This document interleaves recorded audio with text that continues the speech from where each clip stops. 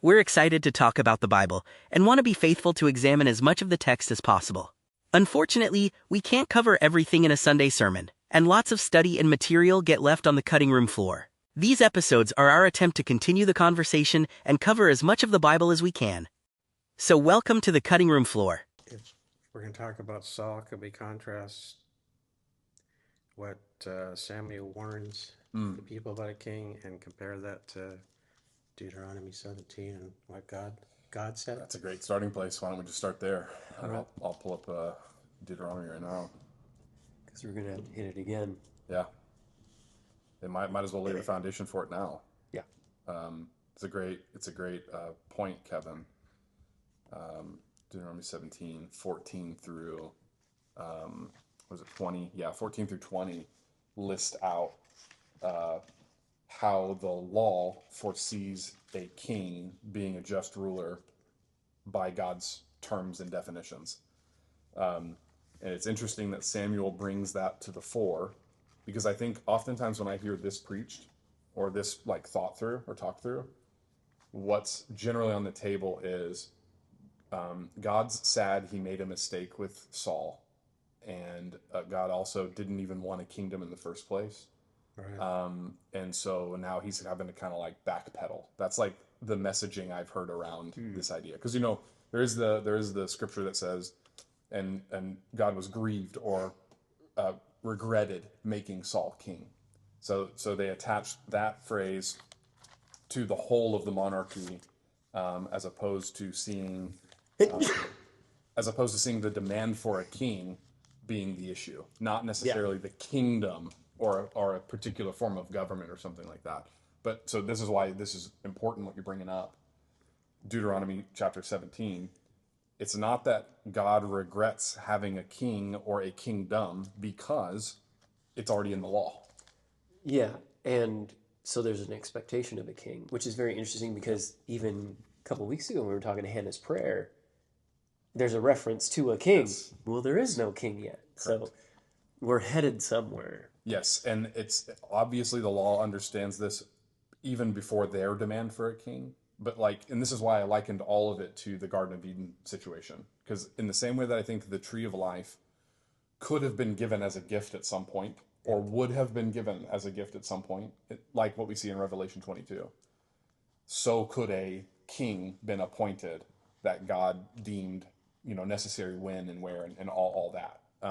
So I think there's similar kinds of things. So that's why it's so important to focus in on Deuteronomy 17. Well, we should just probably read these 6 verses. I'm in the NIV here if you guys want to just chart along. When you enter the land the Lord your God is giving you and have taken possession of it and settled in it, and you say, let us set a king over us like all the nations around us. So that's really fascinating that God is calling out what kind of requests they're going to have. Be sure, verse 15, be sure to appoint over you a king the Lord your God chooses. He must be from among your fellow Israelites. Do not place a foreigner over you, one who is not an Israelite. The king, moreover, must not acquire a great number of horses for himself, or make the people return to Egypt to get more of them. For the Lord has told you, you are not to go back that way again. He must not take many wives, or his heart will be led astray, which we've already seen a moment of that in this story, in fact. He must not accumulate large amounts of silver and gold. When he takes the throne of his kingdom, he is to write for himself on a scroll a copy of this law, taken from that of the Levitical priests. It is to be with him, and he is to read it all the days of his life, so that he may learn to revere the Lord his God and follow carefully all the words of this law and these decrees, and not consider himself better than his fellow Israelites, and turn from the law to the right or to the left. Then he and his descendants will reign a long time over his kingdom in Israel. So those are the laws. That's the framework that we're given. And it sounds like a safeguard to make it so that they wouldn't fall away if they have the word or the law with them all the time. And I think this is God's whole point in the law itself, in the way he relates via covenant to his people, is that he's trying to retain the heart of the matter, which is the matter of the heart.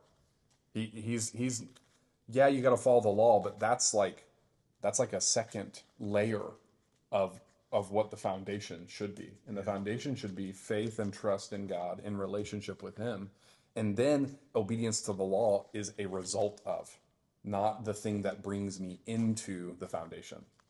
You know, it's like I don't build a building first and then establish the foundation. I've got to start with the foundation and then put the building on top of that. And I think that so often we get those things out of order. We want to do the law in order to reverse build the building. Yeah. And it doesn't work that way. Is that why they couldn't follow the law? Well, this is a part of it, is because the issue has always been the matter of the heart. Yeah. You know, and that's what the law is trying to point us to, is not just the wisdom of God, but it's trying to appeal to us or help us to realize. It's trying to train us that I can't perfectly execute this thing. So what do I need? I need something that goes beyond it or is deeper, or what the law itself is founded on, which would again be the relationship that we have with God. So, which all routes us towards faith in him and relationship with him. So the anticipation here of the need or the desire for a king is supposed to be severely, I would say severely, constrained by God's decree and authority. I think that's very interesting, because I think that's true, but that they even, it's preemptively because they'll have a desire to have a king like the nations around them, and thinking like, well, what does that mean? You know, not just like a person in position of power, but in like the ancient world, like your king is also the living embodiment or representative of your God. Yes. And so basically what they're asking for is like, well, where is our human representative? Where is our human image of God? And it's kind of like, oh, you're asking for more than you're bargaining for right now, because when you get it, he will be the exact image of the invisible God, you know? And I just think it's a deeper request. Their request is deeper than they're even asking, Right. and will be satisfied in a way that's outside the bounds of what they even have in view, when it's done correctly. But well said. that it's perverted, well, it's doomed from the beginning. Yeah. Yeah. I don't know how to improve on that statement. It's kind of a, hey, not careful what you're asking for, but like you're asking for better than you hope. You know? And if you would ask for the right thing the right way, then you would receive the kind of blessing God has for you. But because they're asking for the blessing of God in their way. Well, I guess you could hold them in contrast as far as like, you know, give us a king like the other nations. Right. Well, a king like the other nations, that's never going to do you right. A king who does what the Lord says. Yes. Well, who is the one who's going to be able to do that? Well, that's as good as it gets. I love where you're hanging this, where you're leaving this, because I think that's a part of what the narrative is trying to do. It's trying to point out to us that even if we had a righteous king, it doesn't mean that we're transformed. It doesn't mean that exile is truly over. It might feel that way at certain times, like things are good, you know, things are in harmony and they're working out, you know, correctly or whatever, in harmony with one another. But there's always something lying. Well, there's always the enemy crouching at your door, who desires to have you. And so if the king can do what he is called to do from the law, then all things will go better than they will go worse. But that doesn't mean that there will be an essential transformation that has to happen within each individual. So what's interesting is what Samuel brings up then. Sorry, did you have something to add to that? Okay. So what's interesting is what Samuel brings up is not just a list of things that any king would do, you know, although that's probably true at some level. Any king would do this, would take servants and, you know, take the best of your vineyards and your vintage, I think is the... And ultimately turn them into slaves too. Correct. And like maybe generically speaking, that is what kings do, you know.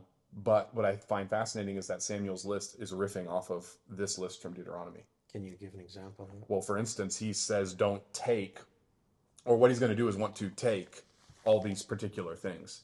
And all the things that Samuel lists as him taking, which will be the accumulation of horses. Right. That's expressly called out in verse 16. Oh. Yeah, verse 16 of Deuteronomy. The king, moreover, must not acquire a great number of horses for himself and make the people return to Egypt to get more of them. Because he goes on, Samuel talks about the chariot runners. And he's going to conscript your men. He's going to take your men and use them for his armies. And he's going to amass horses. Well, don't take many wives for yourselves, otherwise your heart might be led astray. Right. He's going to take your women for wives. I mean, each one of these elements is like kind of a hit that Samuel is seeing. This is what will happen, even though the law expressly says this is what should not happen. Yeah, short form of what Samuel's saying isn't just that, like, well, human kings are going to disappoint you Right. and use you for their own game. Short form wise, he's saying, hey, you remember what Yahweh said about Yes. kings? He's not going to obey it. Right. Like, this request is in defiance. Yes. And I think that that's the big point that you keep hitting on, that we need to circle. Like, that's where the target is. The issue is not a governmental system. The issue is not, I wouldn't even say it's even Saul himself. I don't think so. As much as the issue is your request reveals what your heart desires. Yes. And your heart does not desire the Lord's rule and reign, his timing and his gifting on his terms.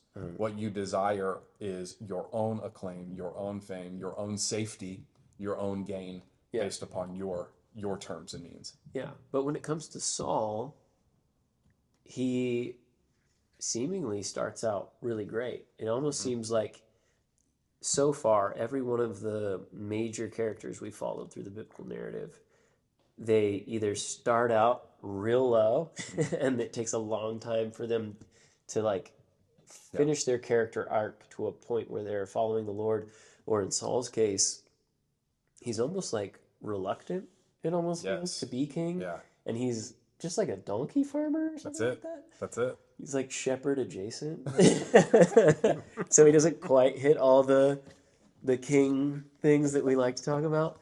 But like but then he starts prophesying and stuff. The Spirit of the Lord comes upon him, and he does great for a while, but it almost seems like there's a clock that just runs out on the human ability to stay allegiant to God's will rather than our own. And it's strange the things that seem to trigger that, you know? And it's like, for Saul, is there any one thing on this list that you're like, oh, wait, this was his crippling bit?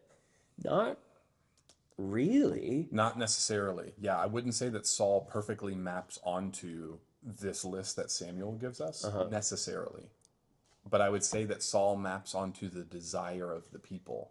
Yes, which inevitably has a poor end. But when I was thinking through that, not to jump too far ahead. No, come on. But if we want to think about, you know, what would a good king look like? Get right. The ultimate one being Jesus. And some terms that we've been talking lately. I don't want to spoil too much.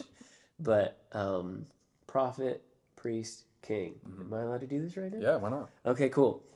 Just to hold in contrast what it is that Saul postures himself as. He does prophesy, but by the end, he loses his mind and he consults with a medium to talk to the dead. So he's no longer operating by the Spirit of God. He's seeking the will of other spirits. So now we have kind of this anti-thing going on. He loses his kingship.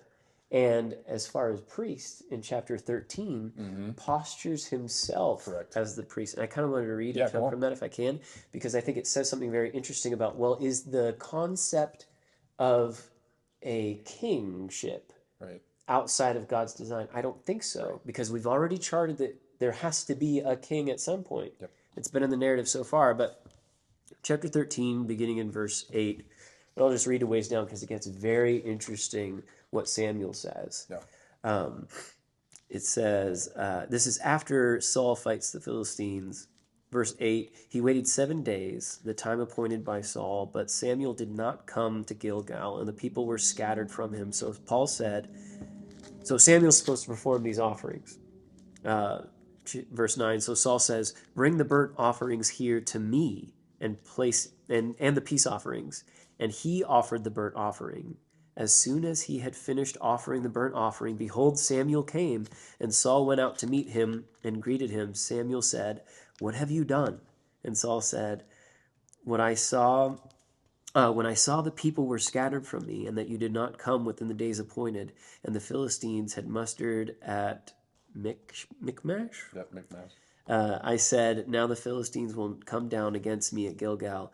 and I have not sought the favor of the Lord. So I forced myself and offered the burnt offering. And Samuel said to Saul, you have done foolishly. You have not kept the command of the Lord your God, which he commanded you. For the Lord would have established your kingdom over Israel forever. But now your kingdom shall not continue. The Lord sought out a man after his own heart, and the Lord has commanded him to be a prince over his people, because you have not kept what the Lord commanded you. Yeah. And I think that is so fascinating on multiple levels, because do I have the timeline right? Samuel has already anointed David. Yes.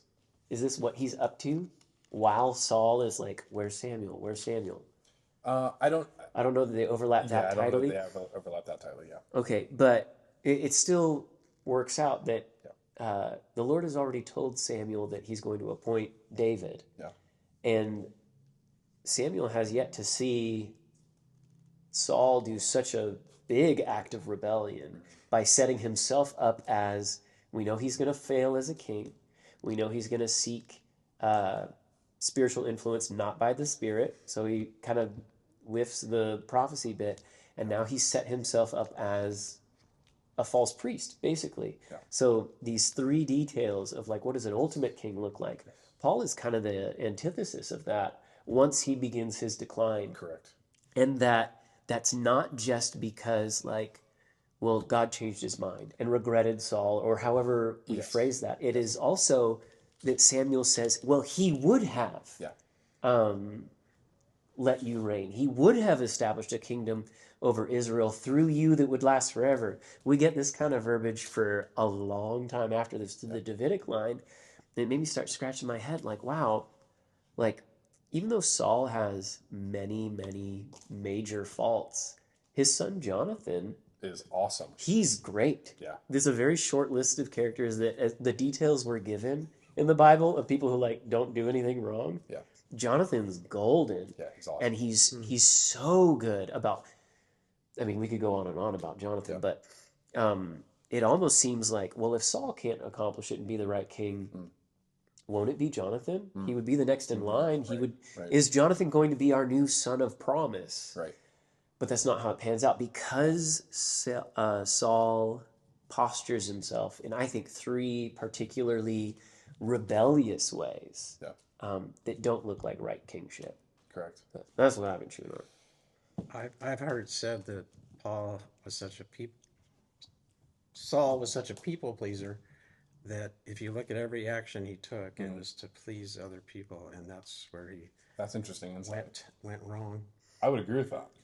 Except for his motivation for doing the sacrifices, because he says that Well, he wanted to please the people. He wanted to make them happy, didn't he? No, he says that when I saw that the people were scattered from me, that you did not come within the days appointed, the Philistines mustered. Now I saw the Philistines go up against Gilgal. I forced myself to do an offering. Oh, wait, sorry, further back. I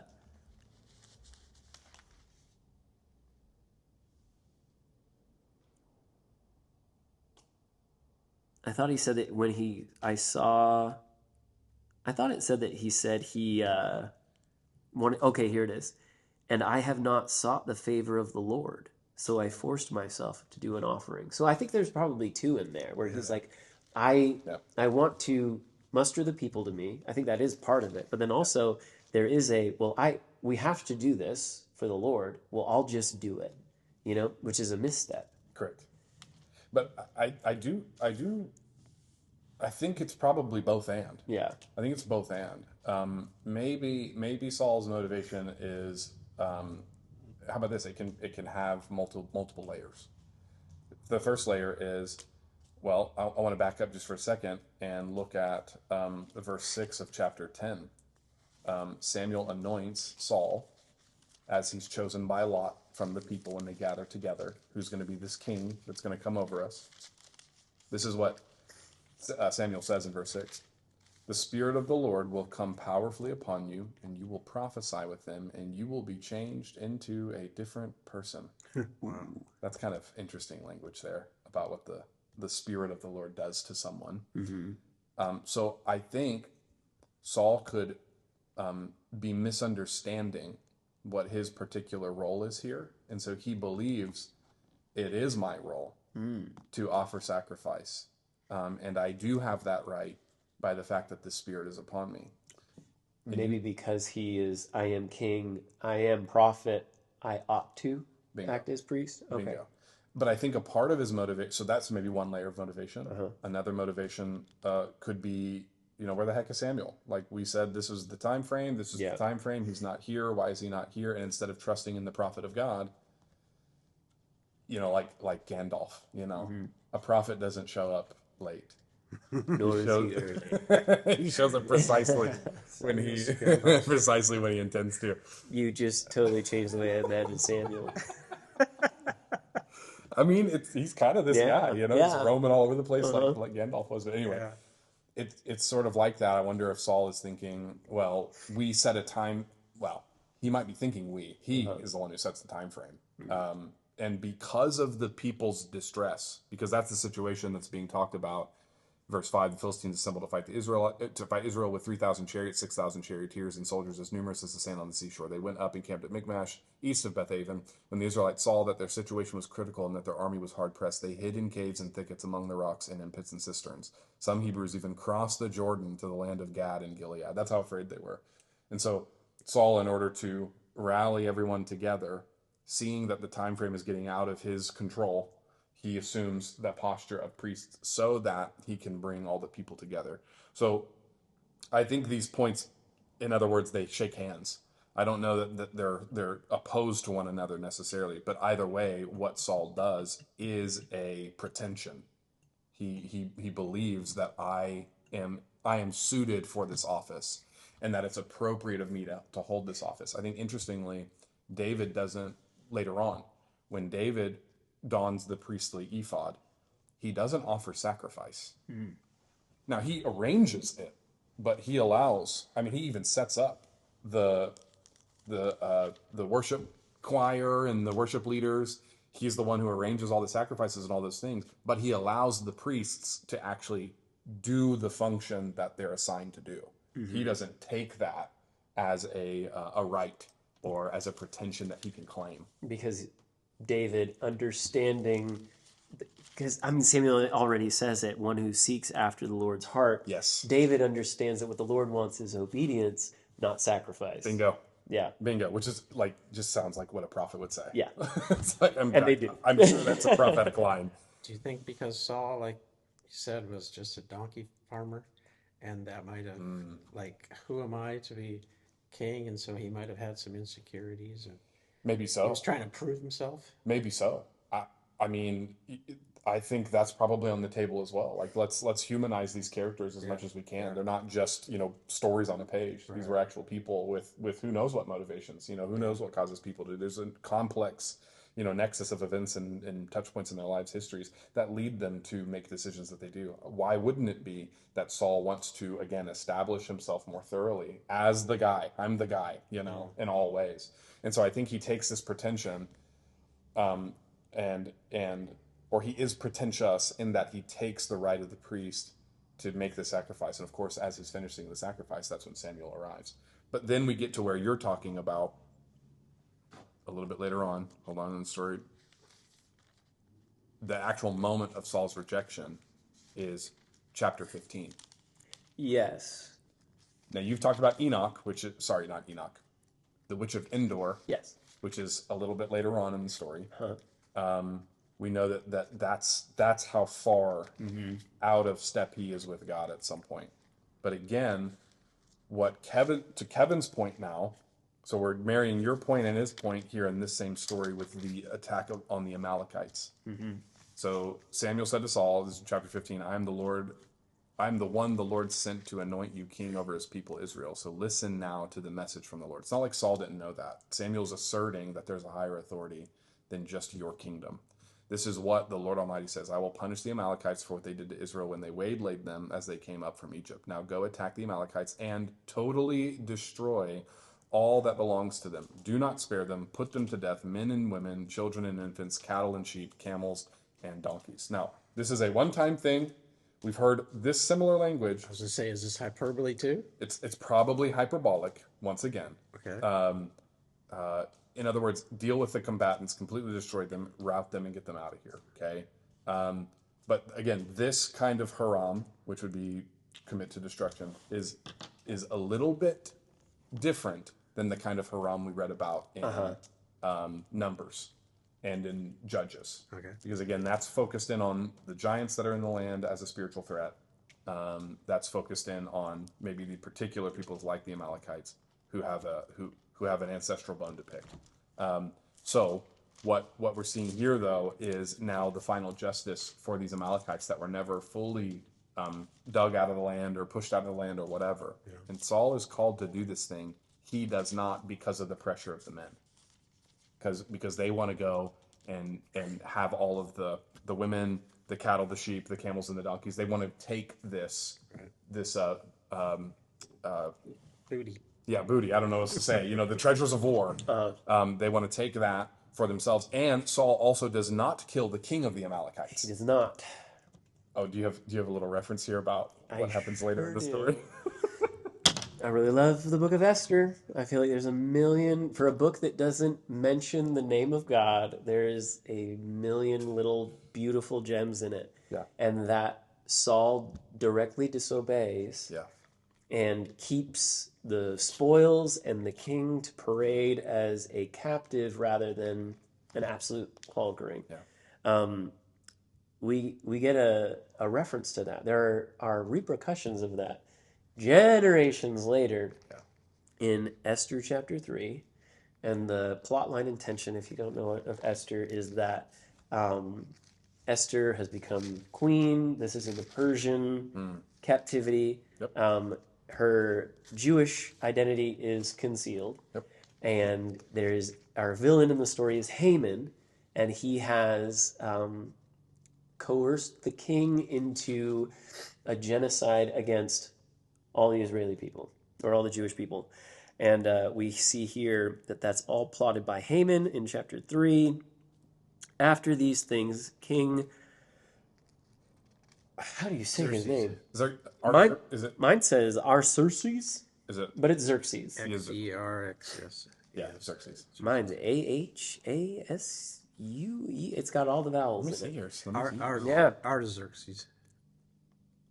It would be right? Artaxerxes. Yeah, would be Artaxerxes. Yeah. Read your Bibles, guys. Same guy. Anyways, after these things, Artaxerxes promoted Haman, the Agagite, the son of Hammedatha, and advanced him and set him before the throne and the officials who were with him. So he's in a position of power. Yep. What's an Agagite? Yeah. Well, the Agagite, a descendant of Agag, king of the Amalekites, the ancient enemies of Israel. Who does Saul parade out? Yep. So this is, I don't know if I want to say the consequence, but the ripple effect of... disobedience. Yeah. Which I think is thrilling. I think this is a fascinating connection, and one you've told me this one before. I had never seen that before. It's fascinating to me. But yeah, I mean, this is it. And a part of Saul's disobedience has these lasting consequences. Mm-hmm. This is the same in the Judges. So, and this is another one of those things, we've talked about genealogies and stuff like that, and we're trying to scrub off of ourselves and everyone around us that they're not boring. And so when we get to a part like Esther chapter 3, and we meet someone like Haman, and it says, Haman, the Agagite. It's like, well, we should all, wait, the who? Right. And it should send us right back to here. Yes, so it's informing us. So good. I love that. That's why you need a study Bible that tells you the verses that go back to. That's right. Exactly. Hey, sometimes it's really helpful to rely on these. Did you have that highlighted there? Yeah, it actually talks about what he just said. Right here in the study notes. It says, but Haman's ancestors were ancient enemies of the Jews. Israel had been commanded by God to blot out the memory of Amalek from under heaven. That's even from Deuteronomy 25. You have that marked in Esther, or Yes. Yeah, this is Esther. Right under Esther chapter 3. See? That's crazy. Confirmation. Love that. I love that. I love these little connections they all bear importance. Okay, but to this marrying of what you're saying and what Kevin is saying, here's what happens in the story. The Amalekite king is held over... Well, I'll just read. Verse 12 in chapter 15. Early in the morning, Samuel got up and went to meet Saul. He was told, Saul has gone to Carmel. There he has set up a monument in his own honor and has turned and gone down to Gilgal. So immediately we're faced with who Saul is turning into. In his rejection of the Lord, he's now doing the exact thing, or is embodying the spirit of the things that Samuel said the king will be, and when you will cry out to relief from him because of these reasons. He's embodying that same spirit of, I am now the important one. We're going to get here. We're going to get here to... He set up a monument in his own honor. To himself. His own honor. So then Samuel says, when Samuel reached him, Saul said, the Lord bless you. I have carried out the Lord's instructions. So it's like, he's like, the Wizard of Oz. Don't ignore this thing I've set up over here. We've done what the Lord said. Okay. But Okay, hang on. yeah. Can I chart way forward real quick? Yeah, go ahead. This sounds a lot like, and this is way in the future, but this sounds an awful lot like, to me, in Daniel, when the Babylonian king has these dreams and visions, and we get kind of two layers of it. One is kind of beast, one is more empire. You get the statue with the head of gold, the chest of silver, and we work our way down. All the way to the iron. And Daniel gives him the explanation and says the intent and plans of the Lord and explains empire and all the stuff that we'll get to way down down the road. But his response, Nebuchadnezzar's response, is to immediately then set up a statue of complete gold and says, my kingdom will never stop. That's right. It's like, oh, he's been informed. Correct. It's been revealed what God's plans are, and he still sets up a monument to his own eternal kingdom. It's like, oh, human kingship pans out one way. Absolute power. Absolutely. That's correct. why he made that statue? I think so. I think it's a part of the response. Oh, wow. I never saw that. I think it is an act of defiance. Yes. Oh, well, if this is the statue that's being set up, let me set up my own and have everyone bow down to me.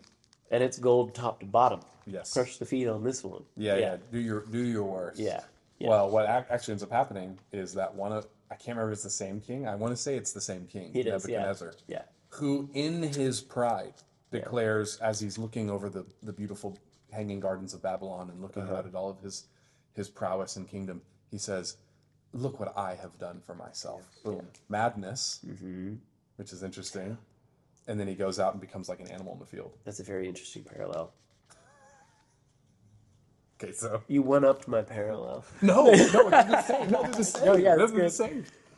When Samuel reached him, Saul said, the Lord bless you. The Lord. I have carried out the Lord's instructions. But Samuel said, what then is this bleating of sheep I hear in my ears? What is the lowing of cattle that I hear?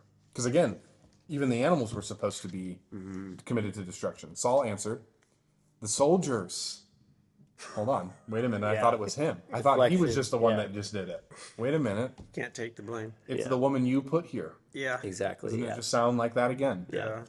The soldiers you brought here from the Amalekites, they spared the best of the sheep and cattle to sacrifice to the Lord your God. But we totally destroyed the rest. See how what happens when you start to redefine God's commands on your own terms and means, how that turns ultimately in on itself. It is scary the way Samuel responds, though. Oh, Samuel said, enough. Let me tell you what the Lord said to me last night. Tell me, Saul replied. He already knew what Saul had done. Hey, that's it. Wow. Well, again, where are you, Adam and Eve? God knows where they are. He knows precisely where they are. He's giving them an opportunity to answer to the things that they've done wrong. But instead of answering in a way that honors the Lord, they're answering in a way that defends and shifts the blame from themselves. Samuel said, although you were once small in your own eyes, bingo, just a little donkey farmer from nowhere, okay? Although you were once small in your own eyes, you did not become the head, or did you not become the head of the tribes of Israel? The Lord anointed you king over Israel and sent me on a mission saying, go and completely destroy those wicked people, the Amalekites. Wage war against them until we have wiped them out. Why did you not obey the Lord? Why did you pounce on the plunder and do evil in the eyes of the Lord? But I did obey the Lord, Saul said. I went on the mission the Lord assigned me. I completely destroyed the Amalekites and brought back Agag, their king. But I did. But I did. See? The soldiers took sheep and cattle from the plunder, the best of what was devoted to God, in order to sacrifice them to the Lord your God at Gilgal. Okay, he goes on. Does the Lord delight in burnt offerings and sacrifices as much in obeying the Lord? There it is. Which I'm sure this phrase is going to Yes. get repeated by later prophets. Yes. Oh, yeah. To obey is better than sacrifice. Here's the places it's mentioned. Psalm 40. Is that the you don't desire sacrifice but a broken contrite heart? Psalm 51. Yes. That's exactly another reference. Proverbs 21:3, Isaiah 1:11 through 15, Jeremiah 7:22, Hosea 6, Amos 5:25, Micah 6, and Mark 12:32. I didn't realize that this was a phrase or concept that popped up that many times. I didn't either until this moment. This is why I love Logos Bible. Okay, that is a very big deal for what is it that sacrifice actually is for or Correct. accomplishes. What psalm is it? So that was Psalm 40 and Psalm 51. Psalm 51 verse 16 was the one he was talking 51. about. God desires a contrite and broken Right. spirit, not sacrifice. Or else I'd bring it, but you don't delight in those things. Yeah. That's what David says. This does bear with directly what we were does, were talking about today, 100%. Because it's the sacrifice is obedience to the Lord. It's Yes. not the sacrifice that's anything in and of Yes. itself. Yeah. Yeah. It indicates where your heart is. Yes. The I'm trying to think of a better way to say that, but I think that's it. Are a broken spirit, a broken and contrite heart, just like you were saying. That's it. The heart. It's it all. David recognizes that God will not distinction. be despised. Where God will not be. Ooh, that's interesting. That's even like written right there. Yeah. God will not be despised. That's what's going on in this passage. You know what? I think it's very interesting if we're going to think about like, well, what is the significance of sacrifice? Well, yes, it is. It does do something. It represents something. Yeah. It communicates a posture, I think is what it does. Bingo. But when it comes to what is the blood worth? Yeah. He says, I don't even desire it. Yep. What I want is your heart. The only blood that seems to have any value to the Lord is his own. That's it. That's the only sufficient price to be paid. That's it. Ugh. This is day. working. Yeah. This Samuel's passages are working, man. Okay, let's keep going because I think I just noticed something else interesting here. To obey is better than sacrifice, and to heed or listen is better than the fat of rams. For rebellion is like the sin of divination. This is interesting. Okay, and we're going to get into why that's interesting later on in Saul's story, particularly.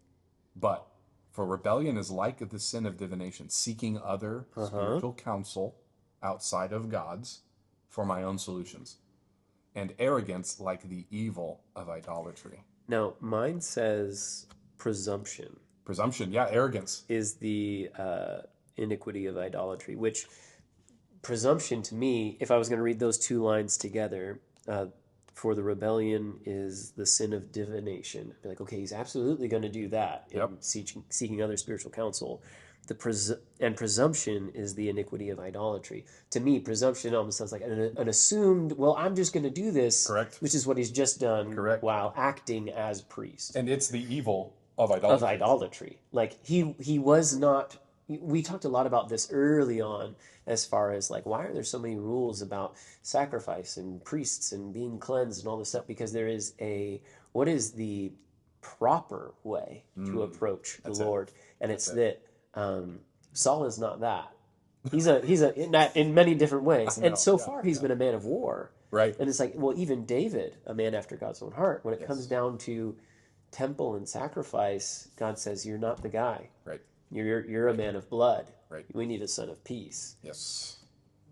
There's a lot contained in these two sentences that bear import for the rest of the story. Mm-hmm. This is fascinating. Yeah, but he always uses the word "your God." Saul does. That's very interesting. I love that you noticed good that, point. Clay. Oh my gosh, I love that you noticed that. Repeat that in case we didn't hear it on here. Okay, Clay was pointing out that as he's sitting here listening to what we're reading, Saul doesn't say the Lord our God. He says the Lord your God. As if he's like creating distance. Or trying to appease what it is Samuel would Ooh, have. I like that. You know? I like that Where he's best. like, hey, look, I'm doing this for your God. You put me here. Correct. I'm following you. I'm just doing what you said, bud. Yeah. Oh, I love that. Again, it's this blame shifting thing. Yeah. It's the woman you put here. It's like it's Samuel's fault that Saul's in trouble. Or even like if I offer these things, well, isn't your God satisfied? Yeah, it's like, yeah. well, I did that. Yeah. Oh, I love this conversation. Okay, Check this out, though. Last line of verse 23. Because you have rejected the word of the Lord, he has rejected you as king. So we finally got the pronouncement here. Then Saul said to Samuel, I have sinned. Then, finally, I have sinned. I have violated the Lord's command and your instructions. I was afraid of the men, and so I gave in to them. Now I beg you, forgive my sin and come back with me so that I may worship the Lord. But Samuel said to him, it will not go back with you. You have rejected the word of the Lord, and the Lord has rejected you as king over Israel. This makes me think a lot about David and the Psalms and how similar to Saul, David has a great upward trajectory at the beginning and some heavy faults in the middle, and also comes to a position of repentance, but then I think is more genuine. I think Saul is bargaining for position. I agree. Where David makes an appeal by his posture, but he also prays things like, let not your spirit be taken from me, because I think he knows what's at stake. Yeah. The spirit of the Lord was upon Saul, and then he departed and the Lord took it, and he begs for Saul says, return with me that I may bow before the Lord. Doesn't make a request like, don't depart from me. Right. Like I don't think it would be unfair to say that he's bargaining for a position rather than relationship with the Lord or closeness with the Spirit. You're setting up a really, really important distinction right now. The difference in the comparison between, or the contrast rather, between Saul and David. When David has his major sin, he receives the judgment from the prophet Nathan, not the prophet Samuel, but from the prophet. So you see the differences here. Okay, so one prophet's coming and telling Saul, "Hey, you did the wrong thing," and Saul's like, "No, it was the men. It wasn't me." You know, that's his response. When Nathan comes and confronts David, he's tears his clothes. Immediately, David's like, "Well, kill the man who stole the sheep." And Nathan says to him, "You are that man." Boom. Robes ripped. David is cut to his heart, broken and contrite spirit, like we read in Psalm 51. Then David realizes that the consequence, or he's told what the consequences of his sin will be. It's that this baby that's going to be born is going to be essentially stillborn. And that's what happens. David, 7 days before the birth, is in sackcloth and ashes. Yeah. So I don't know how much time has passed between Nathan's prophecy and the actual punishment, but let's just assume some time has passed. It's not that David does the right thing just one moment and then kind of like gets frustrated about it. Exactly. Yeah. It's like he now knows that that this has been prophesied, but even though he's been told what the outcome will be, what he does is for 7 days before the birth is he fasts and is in sackcloth and ashes. Yeah. And the officials come to him and say, "David, get off the floor, man. Yeah. Like, stop all this weeping and all this stuff. Like, what's going on?" And essentially his response to them is, maybe the Lord will relent. He doesn't know. Maybe the Lord will relent. And if he doesn't, it's what's best to him. When the baby comes out stillborn after he's had his 7 days of mourning and crying out, that's when he goes and eats a meal and clothes himself, because he realizes the Lord has given his judgment. Yeah. And even though I've come to him, I don't get to tell him, nor do I get to be upset or angry about the outcome that I produced. Yeah. See, there's the contrast between the prophet confronting Saul and the prophet confronting David. Yeah. Completely different responses. Like you said, Saul is bargaining. Because if this would have been his response at the very first, then I think there's probably a potential for forgiveness. Yeah. But that's not how he responds. And I think so, because chapter 13 was the line where Samuel said, like, the Lord would have. Bingo. And which is another, like, how do we resolve that tension and all that? But let's not have to. Let's not make ourselves happy. But that there's the availability for the Lord to relent or to carry out his plan or whatever it is. Can I quote you at the end of the sermon? David wasn't a king chosen by the people to help them escape God. He was a king chosen by God to lead the people back to him. And then you went on to explain how David was kind of a Christ, and he was a type, a foreshadow. Foreshadow, yeah. Yeah, a foreshadow of the ultimate king. Yeah, I mean, and this is the main contrast set up between these two. I mean, and it all comes back to the heart posture, because that's who the Lord is after. Samuel even says so. We're after someone who's after the Lord's own heart, and you appear not to be, Yeah. or not appear. You are not. Yeah. That's the pronouncement of judgment over Saul. And instead of Saul saying, "I'm sorry, I realize the error of my ways, I need to return to the Lord," what he cares about is the defense of his own kingdom, the defense of his own position, or just the defense of his own actions. But aren't they all the same thing? Yeah. It's all pride. Huh. I do wonder if that makes like the sacrifices and all that stuff that Saul would assume. Well, I've paid for my position, which is not how it works at all. Nope. Nope. It was a gift. It's the reverse. That's right. It was a gift that you receive and steward, Yeah. not a gift that you made, Yeah. or not a thing you earned or made. Yeah. That's how grace works, right? Or that's how the gifts of God work. And it's why we are not allowed to do with them what we desire. Yeah. We're allowed to do what God deems appropriate and follows his definition of good. Now, what's interesting is the next thing. Do we want to say anything else real quick before I move to another line? I don't want to.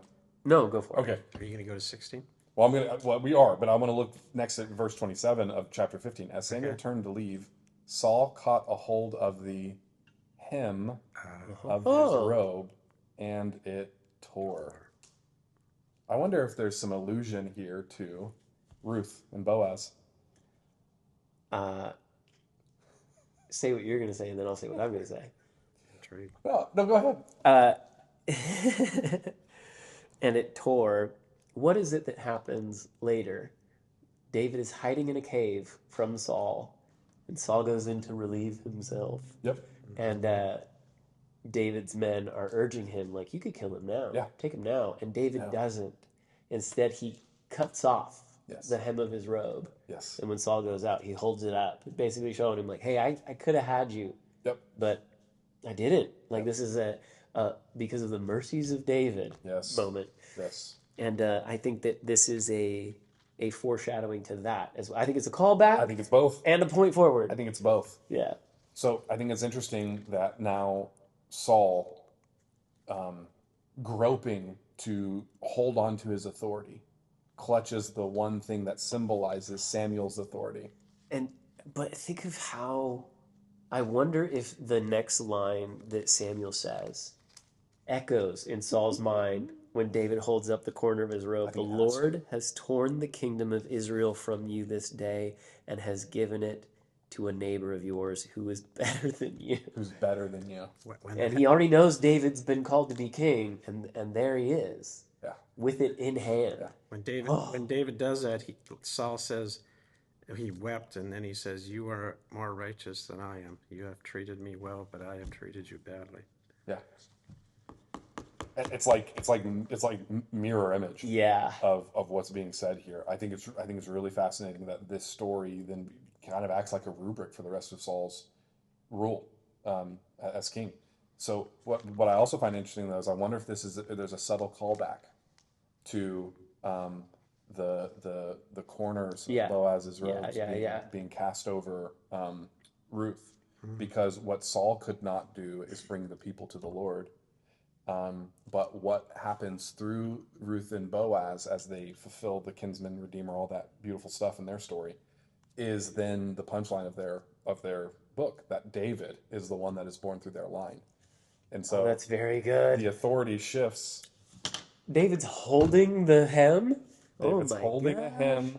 The authority has shifted from Saul to David, and all of that was already forecast in the actions of Ruth and Boaz. So when God told Samuel to make Saul the king, he already knew he was going to mess up, and David was going to. That's good. And that's why God is posturing David by coming to the king to help him out with because the Spirit of God has left him. Now he's tormented by all this nonsense that's plaguing his mind. Yeah. And so that's why we see God producing or creating the means for all people to see what kind of person David is. And again, God's not anointing or appointing the best looking. Well, we know that David was very good looking. Yeah. We know that. Yeah. That's true of many David. Yes. But they are ready and handsome, and have the the light of life in them, or however the scripture describes David's. I'm gonna make a joke about it every time. I can't help myself. Yeah. It's so stupid.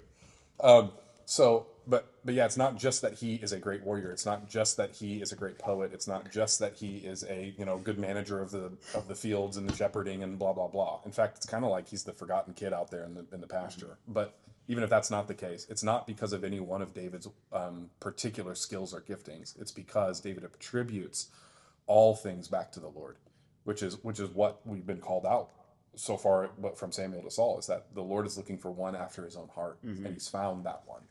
I think it's very interesting too that even in the reaching for the hem that Saul does, that it tears, I think tells you something about the manner in which, I mean, if Ruth makes the request, lay the hem of your garment over me, that's put your favor over me. Yes. And Saul is trying to take it so aggressively that it. I like the way you just framed that. Wow. He's reaching his hand out. He's taking. Huh.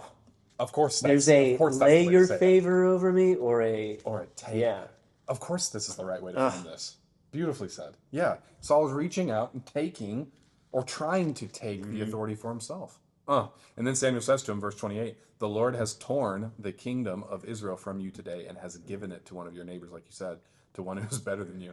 He, who is the glory of Israel, does not lie or change his mind, for he is not a human being that he should change his mind. I think that's interesting that Samuel puts that in there, okay? And we're going to get to why in a second.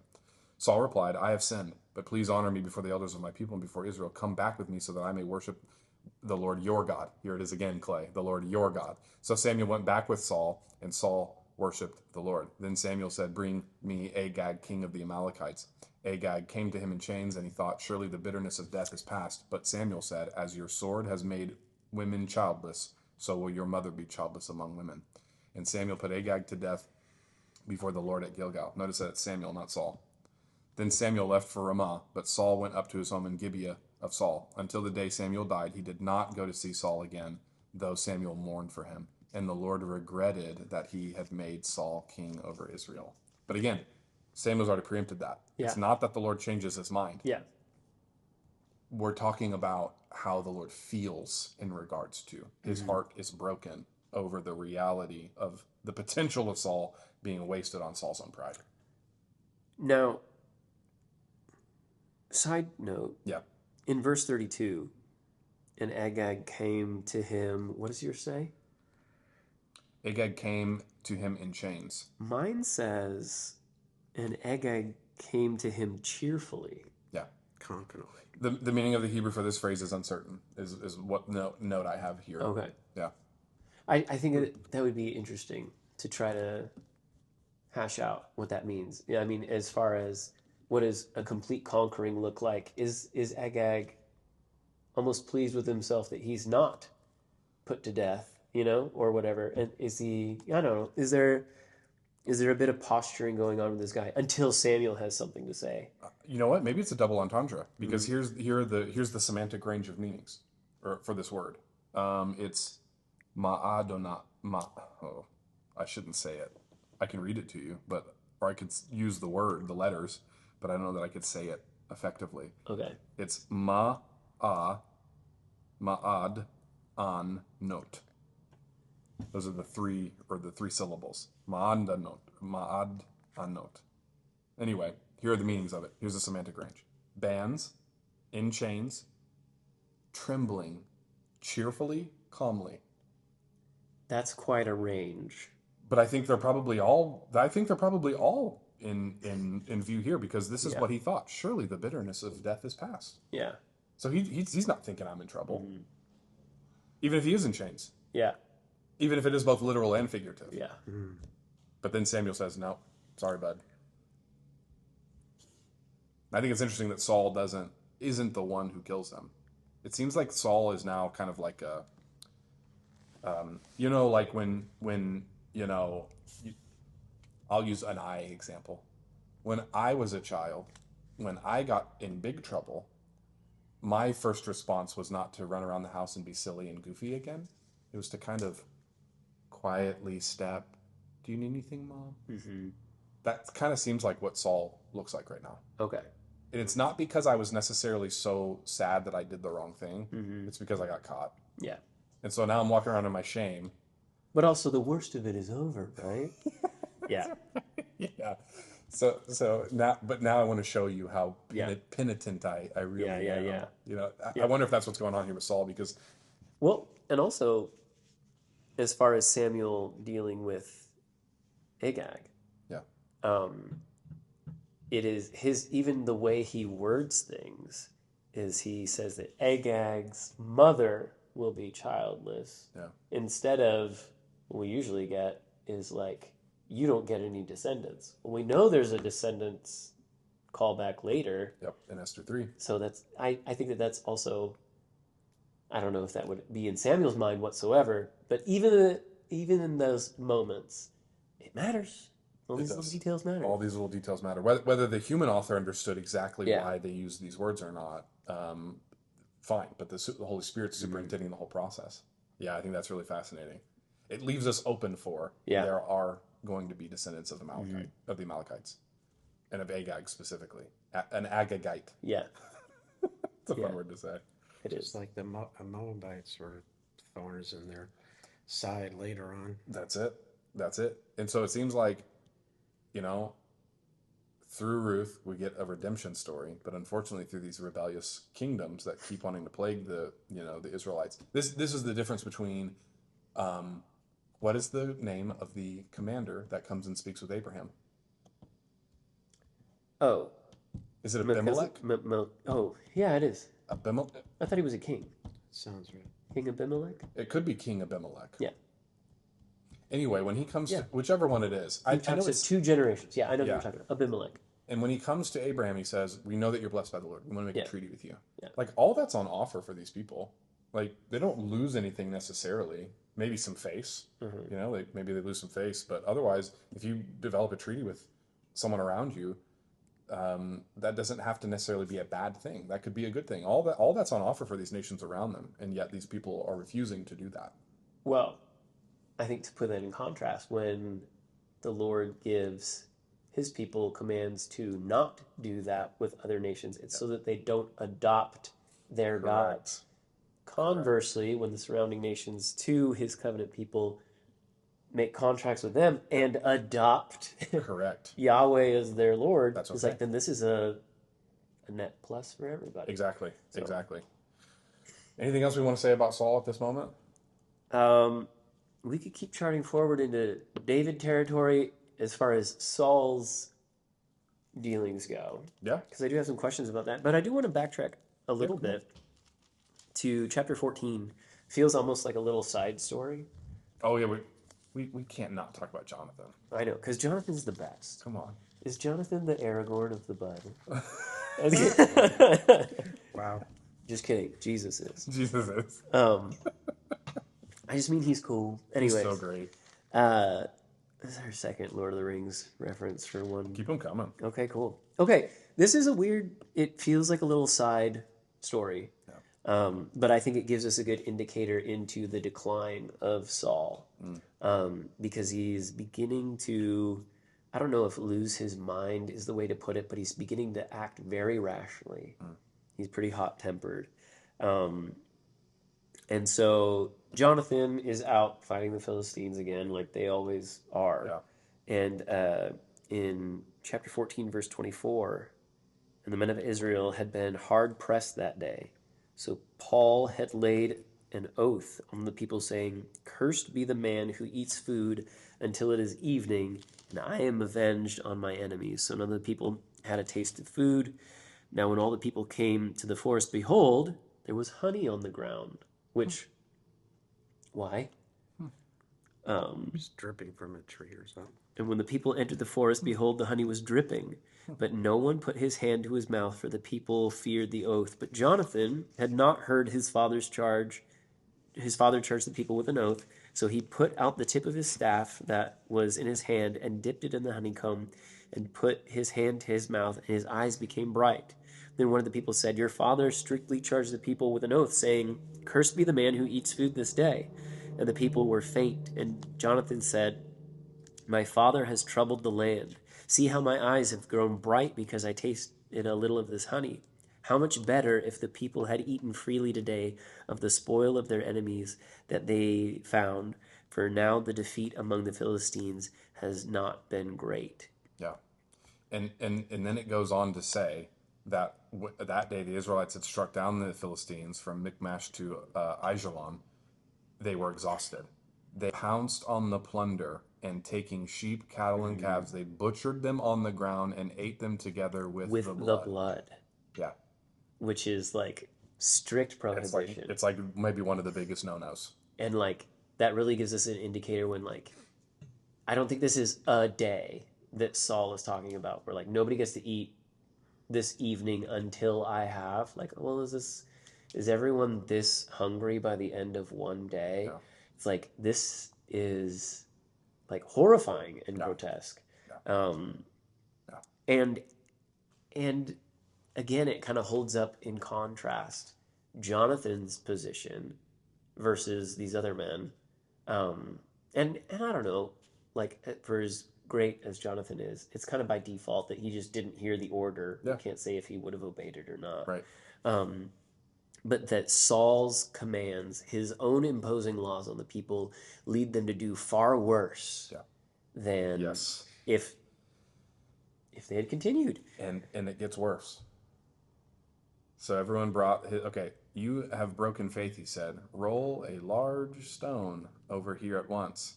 Then he said, go out among the men and tell them, each of you bring me your cattle and sheep and slaughter them here and eat them. Do not sin against the Lord by eating meat with blood still in it. So everyone brought his ox that night and slaughtered it there. Then Saul built an altar to the Lord. It was the first time he had done this. Saul said, let us go down and pursue the Philistines by... Oh, maybe it's not getting worse. Maybe this is Saul doing actually the right thing here. We have to... This would be interesting to kind of like actually focus in on this passage for a little bit. Mm-hmm.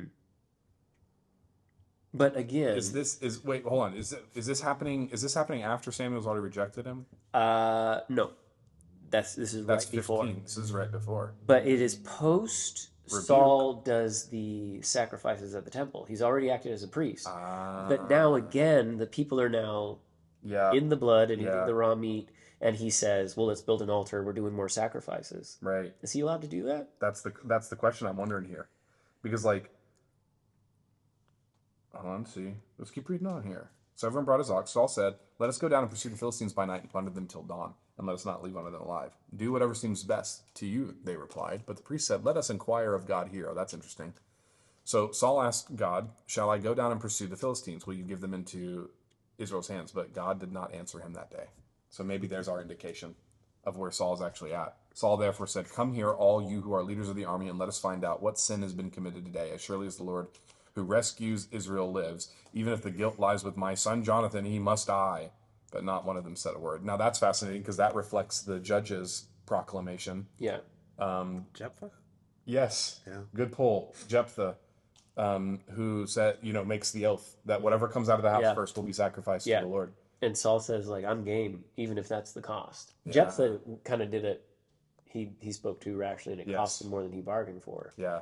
But Saul's just doing one foolish decision after another here. Yeah, and he's willing to...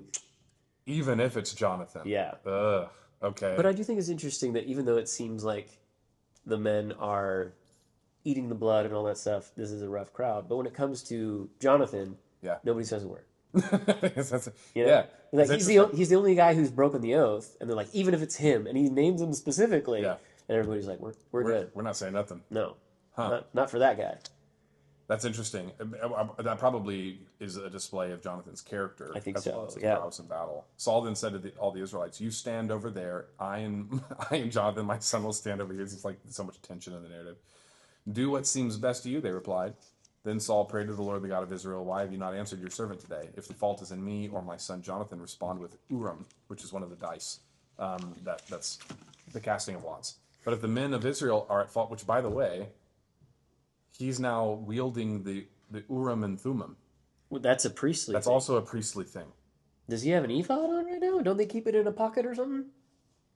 I think why so. does he have it? Why does he have it? So he has not stopped positioning himself as priest. No. Well, there is a priest with him, yet the priest himself said, let us inquire of God here. So that's where, but then Saul starts to inquire of God.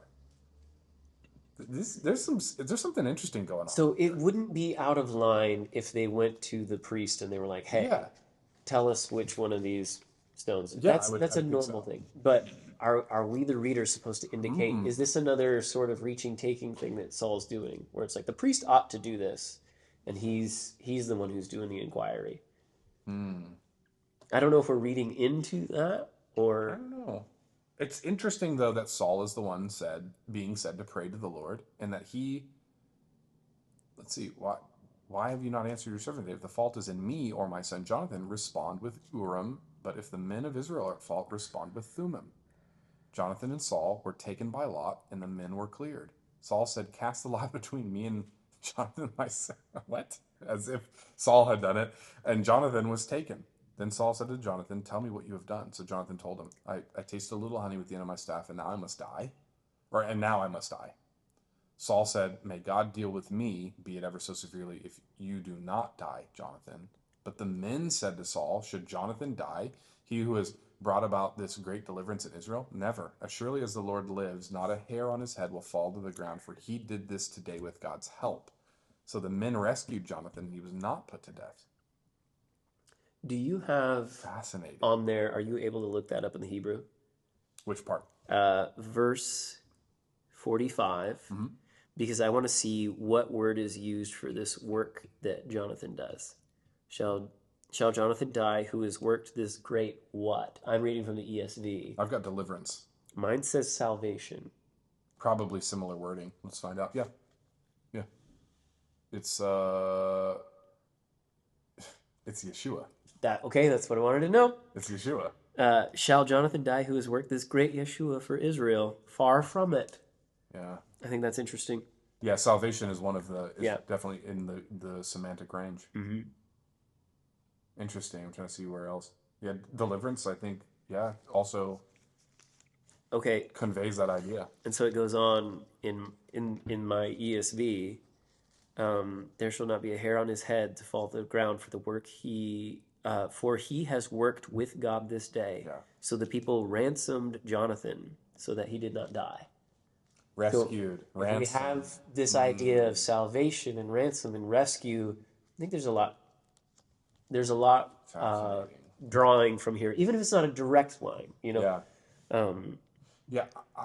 Based upon the whole of the passage, it kind of feels like, again, Saul is taking on roles and vows and foolish decisions that are not in line with what God would desire or want.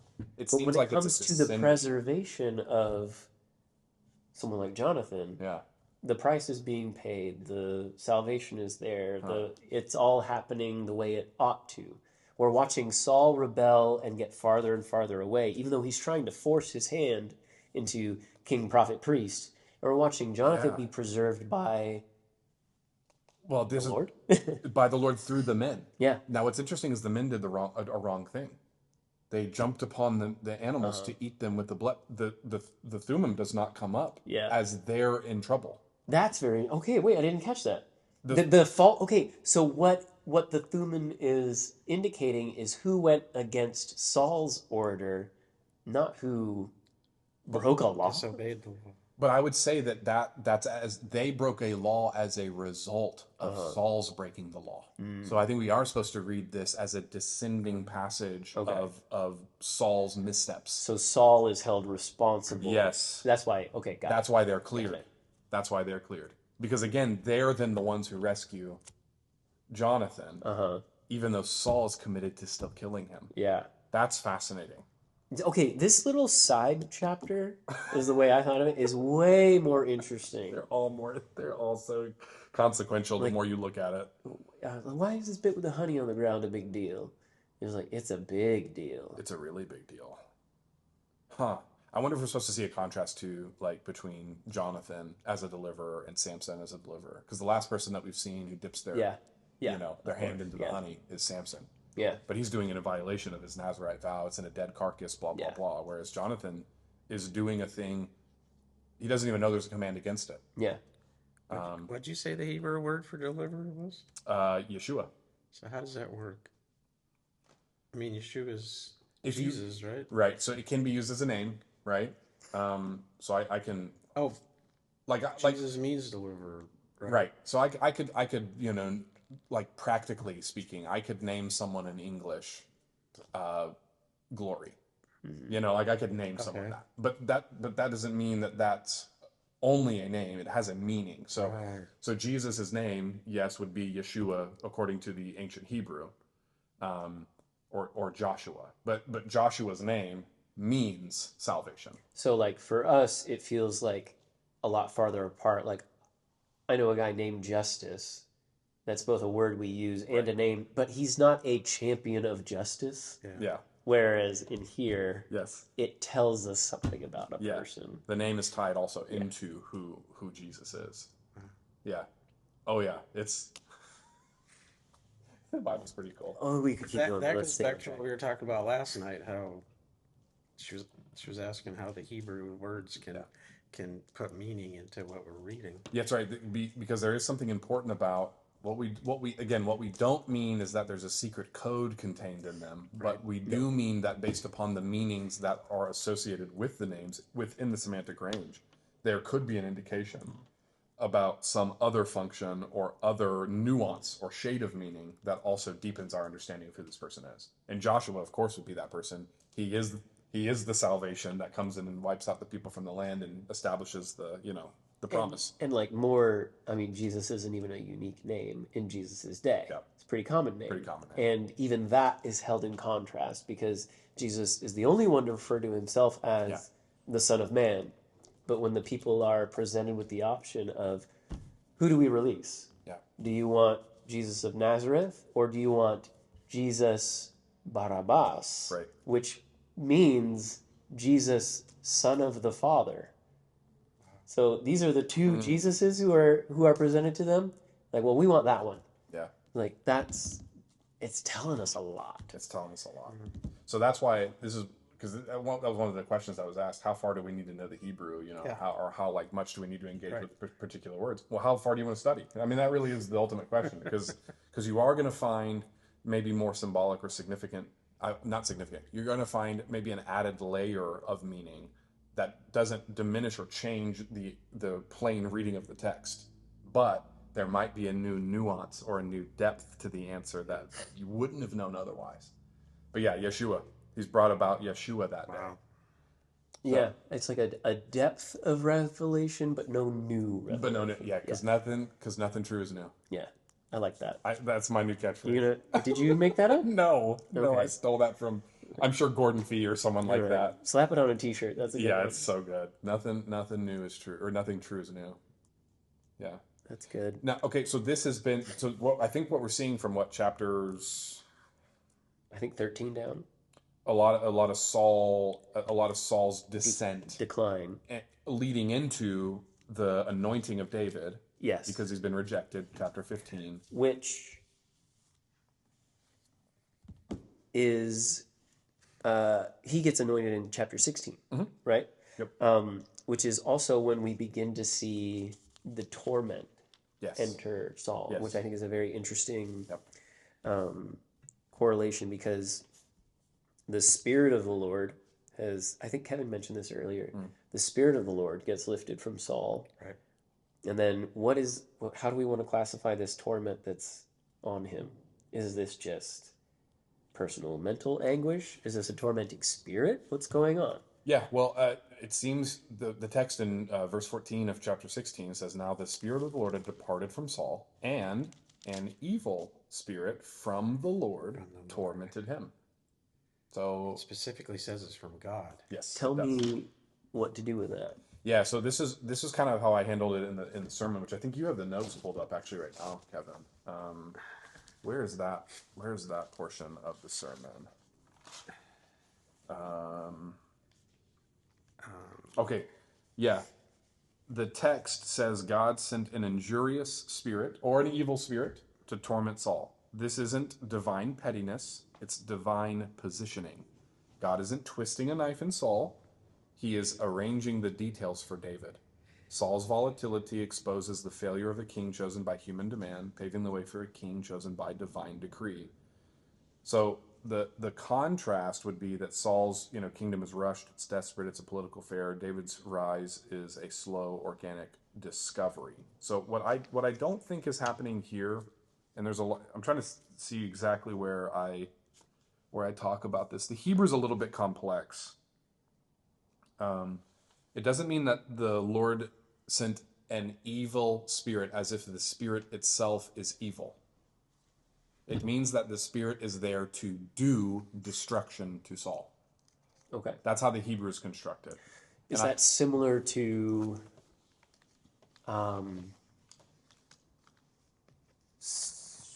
where would it be when God sends a deceiving spirit to King? Yeah. Which king am I thinking of? I can't remember. It's one of in the First and Second Kings narratives. I think it's in Second Kings. I just can't remember his name. I can't remember which king it is either. I was thinking of Pharaoh when God hardened it's not an evil spirit, but he hardened his heart. Well, and that changed. It could bear relevance. Yeah, it could bear relevance to that. Because I guess along that vein, Kevin, it would be, God has given the opportunity for Saul to cling and be allegiant to him. True. And if you won't have me, then, what else is there? Is this sort of not, like you said, not him twisting the knife, but this is the consequence, the cost of your action. I want to know more about that because I feel like It's Ahab. Ahab? King Ahab. Okay. Because it matters an awful lot if we call it a evil spirit and we decide that this is the language that we're going to land on and it's the best way to explain it. Well, that would tell us something about what it is God is willing to wield for his particular outcome, which would inform us of his character, So can you explain that one more time? Yeah. I'm pulling up my commentary where I pulled some of this answer from as well, just to buttress the point. What's not intended in the Hebrew grammar is that the spirit that God is sending is evil, meaning, like the spirit is not good. Correct. Yes, but the spirit is there to do something destructive to Saul. Okay. Is it like in Job where God allows the serpent or whoever it is to whoever the bad Satan thing? figure is. Yeah. I would say the difference would be that that what's done to Job is an allowance from God, whereas what's being enacted here seems like a charge from God. Does that make sense? Yeah. One is passive versus active, and again, there's a whole conversation to be had about God's active will and passive will and blah blah blah. How much of that do we want to get into? I don't know necessarily, but I'm just trying to pull up how I saw this explained by one of the commentaries. While you're looking for that, my ESV has it as a harmful spirit. Yeah, injurious. And so if I think of it in those terms, not everything that is harmful is bad. It just kind of has to do with like proximity and capacity, Yeah. Like, is fire bad? Like, no, it's very useful. Yeah. Unless it's on me. Exactly. It's touching it. So it could be, if I frame it like that, then maybe this harmful spirit, what if this is speculative, only speculative. What if it was speaking truth? What if it was but more than you could endure, Yeah. What if part of the torment is knowing that you have departed and that the Lord has departed from you? Yeah. What if that is what's on the table or what's being expressed? I think it's a part of it. And how about this? I'm fine with saying that maybe God's taking a passive role in that sense. That maybe that the removal of the spirit is the same thing as saying Paul was tormented. Okay, I'm fine with that. However, the only thing I want to say, not in opposition per se, but the only thing I want to say is that the text though seems to make it an activity that God is intending, directing at Saul. And again, I don't mean that in the sense of pettiness, because this is not possession, right? This is not, God's not sending an unclean spirit or a rebellious spirit who does evil. He's sending an agent of his to injure Saul in some mental and emotional capacity. See, that's very different than a possession, which is a permanent reality of the stronghold of the enemy in your life. I don't think that's what's going on here, because as soon as David arrives, he can play the lyre and sing, and the spirit is gone. Like Saul is relieved of this presence. So I think that's important to note, that it's not demonic in nature or rebellious or evil by nature. Right. And actually, that's then lent to the point that Dr. Samora is making here in his commentary. I've got to find the exact quotation here. But he's basically laboring to inform us that here it is. The phrase, a spirit of evil or for evilness, is grammatically a construct chain like ansei ra'ah, which would be men of evil from Proverbs 24:1. Do not envy the wicked, do not desire their company. That is the men who do evil to others, not evil men. Okay, that's the more accurate translation rendered in English. Men who do evil to others, not evil men. Spirit of deception, we've talked about this, though it is often translated as a lying spirit. It does not mean an evil spirit with an adjective. Okay. Let's see. Thus, Bloch's explanation hits the mark. A bad spirit of God is bad because the effects of his possession are negative and destructive for the object. Not because the spirit itself is evil, but because the outcome to Saul is destructive for Saul. It's intending to remove him from his position as king. And so it's injurious to him. So this is a hard one Yeah. for me to wrap my head around. I want to see if I understand this right. And I hope I'm not alone. So I'm going to think this out loud. Come on. My immediate pushback would be like, well, if I tell a lie, then I am a Liar. So if you're like, it's one who does evil but isn't evil, you're like, well, what else? How else would I define it? Now, pause. If I keep thinking, then if you think of it as, oh, it does destruction to the object. Correct. Be like, a wrecking ball does that. Yeah. And a really good wrecking ball is great at its job. Correct. So it is a good wrecking ball that causes much destruction. Yeah, in that it accomplishes its purpose. It's an instrument for an instrumental good. Okay. It's being like, we need a wrecking ball to remove the old so that we can build the new. Okay, I don't use a wrecking ball just to go around hitting random houses and stuff. Can I bring up a question? Yeah. You use the term useful spirit, and that made me think, okay, what is it being used for? Yeah. And it drives Saul crazy. And in that, David is brought into his life, and yes, through all of that happens with him chasing David and everything, that time period is used to give David knowledge and wisdom, and he grows. Formation. Yeah. There you go. Formation. That's a good word. Yeah, that's exactly, and that's a part of the conclusion that I was saying in the sermon, is that what's happening here is not divine pettiness; it's divine positioning.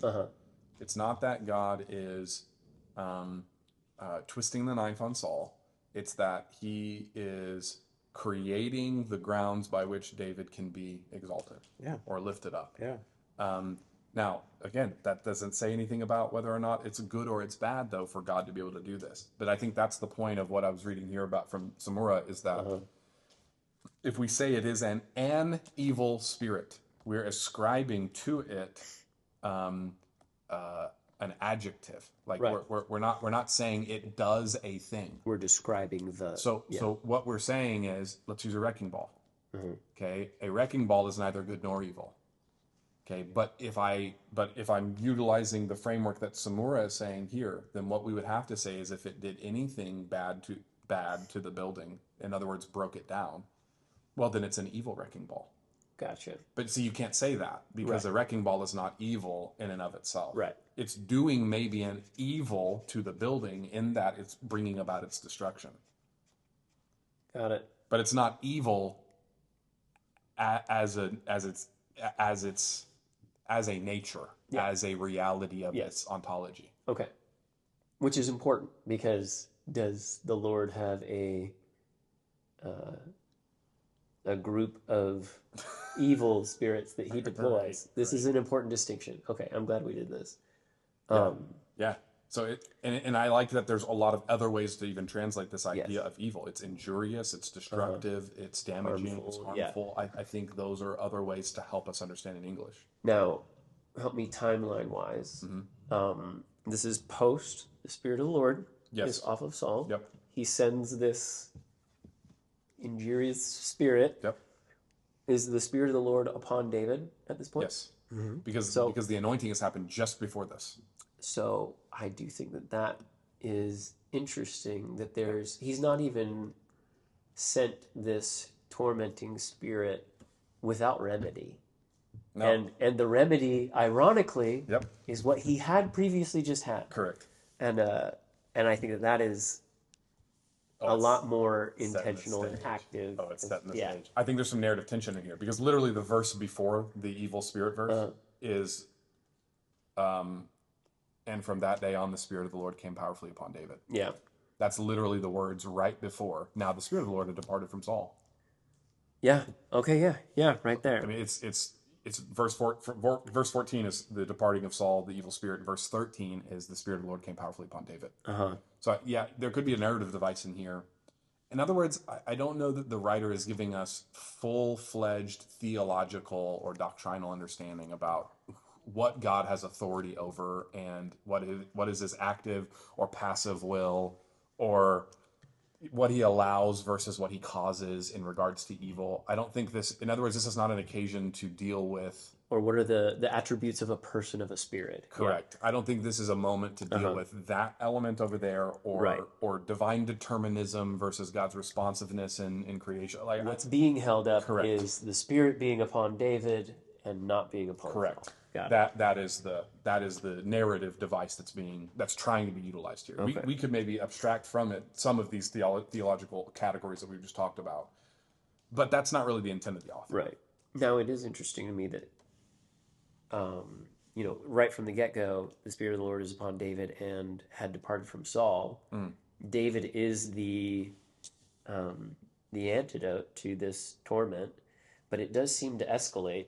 Yeah. So much so that, isn't it during one of the times that David is playing for him that Saul tries to take his life? So it does seem like there is an escalation, or I'm glad that you brought it up earlier when we were in Exodus talking about God hardening Pharaoh's heart. And what does that mean? Is there a snowball effect, something that is already in motion? What is the end result of a continued rebellious heart? Like, it grows hard, and so is it that the Spirit of the Lord has departed from Saul?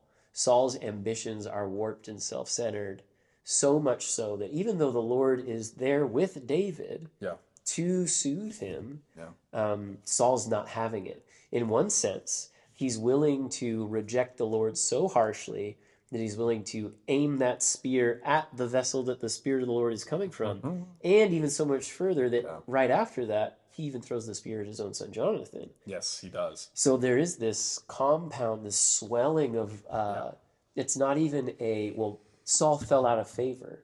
He's actively It's both. Yeah. pushing. I think it's both, and I think this is the same conversation that we'd have to have about Pharaoh. I think it's both. Yeah. It's that Pharaoh is hardening his own heart, and then the Lord ushers in or helps in the final hardening of his heart as well, so that the will of God can be accomplished through the rescuing of the Israelites out of Egypt. So there's a calculus going on here. I like to put it this way: there's a higher math than I know anything about. I'm sure there are people who know calculus, but anyway, there's a higher math than I know anything about that God is dealing with in regards to His will versus our will and how those things interact. And I would just, I'm okay to sit in the tension of it's both. Okay. Saul is in rebellion clearly to God. We've seen that. That's been the lead up in all these chapters. It's why he's been rejected. It's because Saul himself rejects God, not because God did anything necessarily to Saul. But then once we're already down the pathway, now this is what Paul will say, not Saul. Paul will say in Romans, sometimes the wrath of God is just His removal of His hand Yeah. over your life. That's Yeah. literally what we're seeing here. Yes. And that when I'm out of in being in step with the Lord, then it's the same as me walking towards the curse. Mm-hmm. It's not that I can't experience blessings in this life or experience nice things in this life, but we're talking about something particular here. Saul is walking away from the way that the kingdom is supposed to be established and run. And if he will do these things, then he as the king, it's kind of like Abraham. He will bless the king to make him a blessing. Mm-hmm. The blessings will flow through Saul to the nation.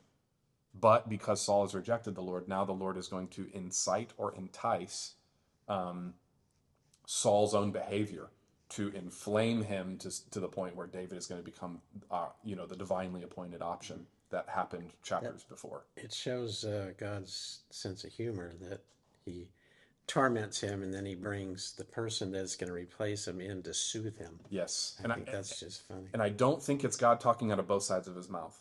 Like on one side of His mouth, he's being mean to Saul just so he can be nice to David. Well, doesn't that feel arbitrary and blah, blah, blah? Well, no, because we can't just isolate this story. We have to look at what came before and then what comes after. Yeah. God is doing a much bigger thing than just this moment. It kind of makes me think of Saul, he's already had multiple acts of rebellion by this point, and the Spirit of the Lord leaves him and all that stuff. The favor of God is now on David. Yes. But if we look back through the narrative, even when when we're comparing the son of promise to the son of Hagar, they're not without provision and care. Ishmael's taken care of. Yeah, so even in this regard, we're okay, Saul he's on a train headed for destruction. Yes. The Lord still brings not David in as a isn't this an extra little note of irony or whatever? It's not insult to injury. No. It is provision even towards their own bitter end. And I would say this is just the way God operates. Mm-hmm. So instead of us trying to explain every nut and bolt of how God operates, I think we just let the tension be that He is in the midst of our choices and actions in ways that I don't fully understand or comprehend. Yeah. Yet He is driving towards all of history, towards His ends and His aims. I mean, this is even the story of Jesus. Yeah, 100% is. Like Jesus entices the enemy or inflames, I think is the right inflames the enemy, announces himself via the riding of the donkey into town.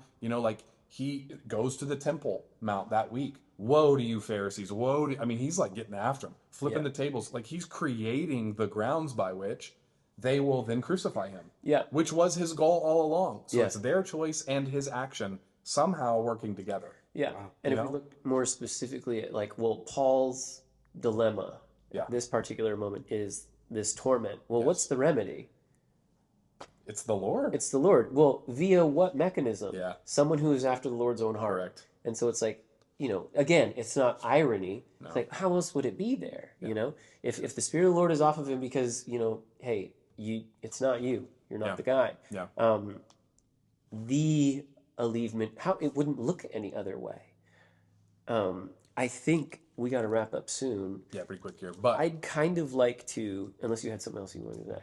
well, you were asking about when David gets threatened. It's like 2 chapters later. Well, here's what I want to do: is if we can, there's more I want to say about David and Jonathan. Oh, Jonathan is incredible, but I would like to save that for maybe when we get deeper into David's narrative. Yep. So if we can jump more towards the end and kind of round out the rest of Saul's life. yeah, Because we mentioned already that his anger and torment escalates to the point where he throws the spear at David while he plays. Yep, chapter 19. We can touch on this more again later. It escalates even further, and he throws the spear at his own son Jonathan, who is in defense of David, which I think there's a lot to really great things that I would love to maybe pick up next week. Will we be there? We'll have to. And we get into Jonathan warning David and all this stuff. We already talked chapter 22 with Saul in the cave, right? Yeah. So maybe how can we round out Saul's life? I think what we are seeing in Saul is the last gasp of the time period of the judges. Mm-hmm. It's almost like Saul is both judge and king. I mean, I know he's king, but like my point is to say it's almost like instead of being the divinely appointed king that God really wanted to have, Saul is the accommodation in the meantime. And he's like this, he's like at one time half judge and half king, or like sometimes, or half king and then maybe becomes half judge. I don't know which way to like cut that division. I really like the way you put that, because like how else do we frame Samuel? Like there is no king in the land. He's acting as judge, which is kind of like acting like king. Yes. Now we almost have the opposite. That's very interesting. But and I would say this, that the way Saul's rule starts, hey man, it's going really good. Uh-oh. But then it and then it like, not only does it nosedive, it reaches terminal velocity and keeps going and going and going. It's really quick. It's like he goes from being anointed of the Lord, having the Spirit upon him, and to that rejection moment. And then after that rejection moment, like you said, he's trying to kill David. He tries to kill his son. He kills a priest at Nob. 85 of them. Like it's not good. Like Saul is not good. David spares his life. Literally a chapter later, he's still pursuing David. Yeah. Like the madness has fully crept in. And again, I mean, what is that madness? It's him being stuck on this idea that I am the king and I have to preserve my rule and reign through violence or through the stories that I'm telling. And I think also pointing out too that like this is the tension that's happening within Saul, within his own household, if you include David in there, which you actually kind of have to. But then also a ton of, I guess, political or civil pressure around him, because they are actively at war with the Philistines the entire time. Yes. So it's not like the stakes are low and he's just kind of losing it. No, they're really high on every end. Yeah, and so Saul really, and you just like, even when you were reading the passage about the hem being cut earlier, it's like Saul's like, he's there to kill David, and then as soon as his life's spared, he's like, David is a better man than I. It's like I've sinned. He's like so quickly back and forth. He's like mercurial. Like he goes from volatile and dangerous and violent to I'm so sorry I did this, and then he's back over here. It's really, like I don't know what to liken it to that would be appropriate for our video. Yeah. But you get what I'm trying to say. There's something really disturbed about Saul. So to bring it home, is he just a cautionary tale, or how can we apply it to our lives? Yeah, I think he would be a cautionary tale, and we ought to use his story in contrast to David's and see these are the just desserts when you want to see things by your own vision. I mean, and this is why I'm calling him kind of like half king, half judge, because the end of Judges is chaos, anarchy. Well, what are we seeing in Saul's life? We're seeing him descend into chaos and anarchy because he refuses to see the Lord's way and obey him, and he only wants to see it his way and do things that are right in his own eyes. Before we land the plane, I think that was great. You can cut it there if you want. Come on. I want to talk about the Witch of Endor. Oh, wow. Which sounds like, but isn't our third Lord of the Rings reference for the day. No, it's our first Star Wars reference. There we go. We're such nerds. Okay. This is interesting to me because context, I guess we'll just point at it before we start reading stuff. Saul is wanting counsel for what he should do, and Samuel has died, and people have mourned him. But Saul was the prophet of the Lord. And so, Samuel was the prophet of the Lord. And Saul wants counsel. Yeah. And so he seeks out a medium, the Witch of Endor. Which, by the way, he has outlawed them chapter before. Yep, which is what I wanted to point out, is that he had driven them all of mine says the mediums and the necromancers from the land, which means for him to do this, he has to seek them out. Correct. Which is, it's intense. Well, it's not She the even chapter, points it's the that line out. before. Yeah. It's all in chapter 28, right? It's verse 3. Now Samuel was dead, and all Israel mourned for him, and he was and buried him at his own town in Ramah. Saul had expelled the mediums and spiritists from the land. Okay. Then they come up against the Philistine army again. Saul is terrified, so he inquires of the Lord, but the Lord did not answer him. Oh, this is very good. Didn't answer him by dreams, Urim, or by prophets. Wow. Complete rejection. Yeah. The stuff that has worked before Yeah. no longer works. Yeah. Huh. So then Saul says, find me a woman who is a medium, so I may go and inquire of her. There is one on the moon of Endor. Not really. That's a Star Wars reference. Okay. There's one at Endor. They said, so Saul disguised himself, putting on other clothes. How much do we need to read this? What happens is he goes to the medium. He betrays her by trying to veil himself as not being Saul. Okay. But what Samuel says to him is really intriguing. So then what happens is they sit down. Okay. It isn't. We do need to keep reading. Okay. Let's just keep Because, reading. I mean, Come on. Verse 8. yeah. Okay, so Saul disguised himself and put on other garments and went, and he and 2 men with him. And they came to the woman by night, and he said, divine for me by the Spirit, by a Spirit. That's interesting. Yep. And bring up for me whom I shall name to you. Yep. This is a very interesting concept for Christians to wrap their brains around, because this is a little scary. Verse 9, the woman said to him, surely you know what Saul has done. So it's kind of implying that she doesn't know who he is. Yeah, exactly. How he has cut off the mediums and the necromancers from the land. Why then are you laying a trap for my life to bring about my death? Is she like winking, like, I know who you are? Could be. Okay. Could be. But even if she's not, Yeah. it still makes for a great part of the story. Yeah. 10. But Saul swore to her by the Lord, as the Lord lives, no punishment shall come to you upon these things. I want you to pause just for a second and think about this. When Jesus is talking about the unpardonable sin in the New Testament, which is the blasphemy of the Holy Spirit, Yeah. what I think, what's happening in the context of that passage with Jesus is that the Pharisees and the scribes, they're calling Jesus an agent of the devil. And what Jesus comes back at them and says, do not call things that are, hold on, No. help me. Oh gosh. Woe to those who claim what or call what is good evil and evil good. That's a part of the answer that he responds to them when he then goes on to say that you can reject the Son of Man, but you cannot reject the leading of the Spirit. He would say that just the Spirit, but I'm kind of adding that in there for clarification, because what they're doing is they're saying that Jesus is an agent of the devil when actually he is the Son of God, which the Spirit is who is illuminating Jesus to us. Okay, so what's happening?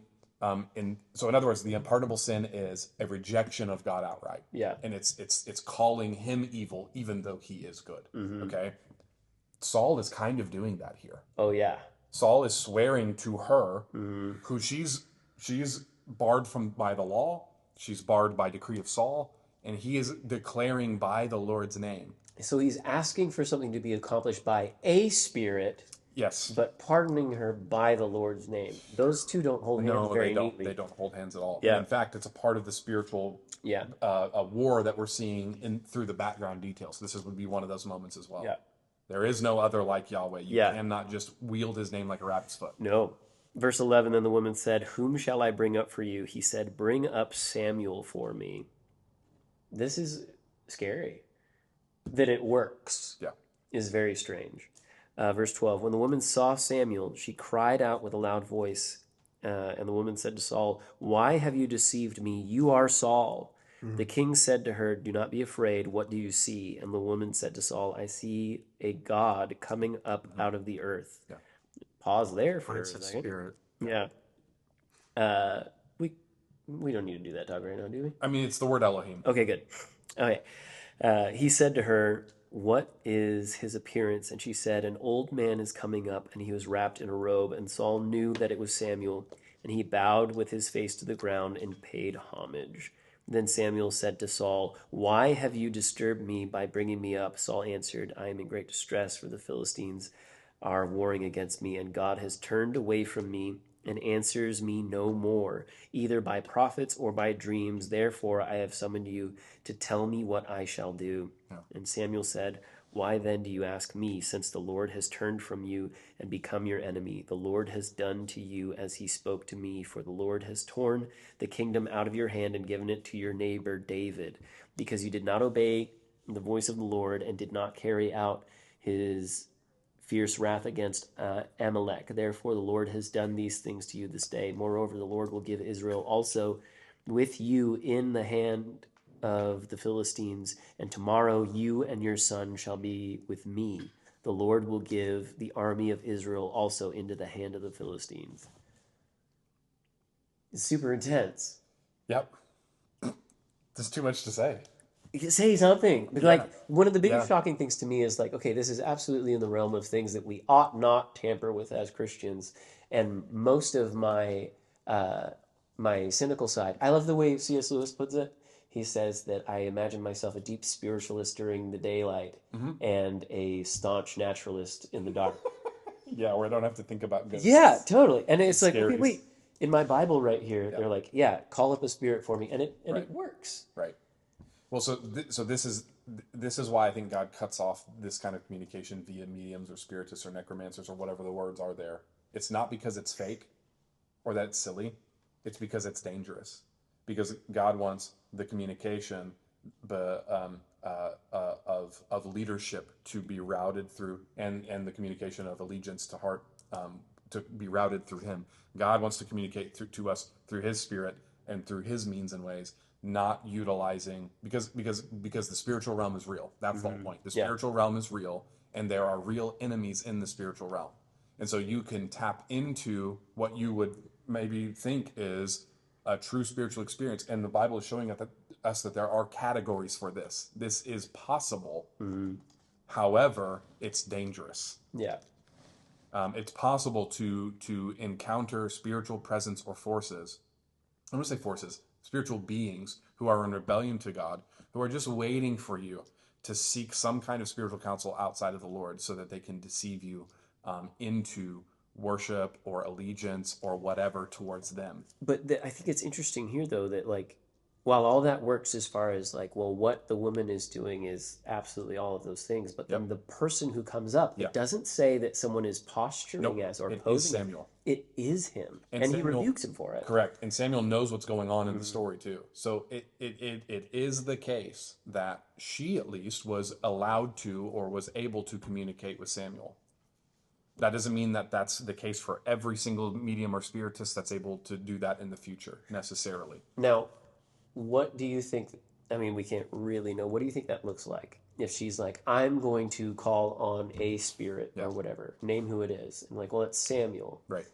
Does that mean that she has access to a spirit who has the authority to call Samuel from wherever he is? Or that God was willing to allow this to happen so that Samuel could do his final prophet bit? My inclination is the latter answer. Okay, that's what I would assume. It's not that the spiritual realm is the Wild West and God doesn't have restraints or authority over that. And some powers are strong enough to to defeat God's binding. I don't believe that. I don't believe that either. I think what's being shown here is the final death knell or the nail in the coffin on Saul's kingship. Yeah. But I just want to point out that the Bible has categories for the things that we might think are just silly or spooky or entertaining stories or something like that. It's not always the case. Yeah. This is the medium or the spiritist. They're banished, and we're told to not encounter them or deal with them or seek them out, not because what they do is fake, not merely because it will mislead us from worship of Yahweh, but because the communication actually can work. Yeah. There is something out there. Yeah. And I would say that we can't then plop a final or full authoritative doctrinal statement over top of this and say, well, if I wanted to call up so and so, then I get to do that or could do that. Yeah. I mean, in other words, the spiritual realm is not a force that I can wield and that I can make happen based upon my own, movement of my hand this way or the incantation of these words this way. It seems that God is allowing this to occur in this situation to give the final judgment to Saul. Yeah. Specifically. What an end for Saul. And then that's what ends up happening is every one of his family dies. Yeah. He's such a coward at the very end. He won't even fall on his own sword. So he makes his armor bearer kill him. Yeah. And then the armor bearer falls on his sword. Yeah. Has he been told before this that David's going to replace him? Oh, yeah. He just said it. No. He's saying before this. Oh, instance. before. I don't actually know that answer. Because before when we read it, when he grabbed Samuel's hymn, who's better than you? And now he says that same line and then names David. We'll have to research that and see if we can figure that out at some point. Well, there's a lot more to say about Saul's life. These stories are a lot more consequential than they might first appear at first blush. So this is why we got to read slow and we got to keep reading and we got to keep making identifications across the story, because the more that we'll do that, I think the more again, what's the purpose of this entire series? It's to help us outline who the snake crusher is going to be. That's the whole purpose, because again, the Old Testament is begging a question. Yeah. How does exile end? Well, Yeah.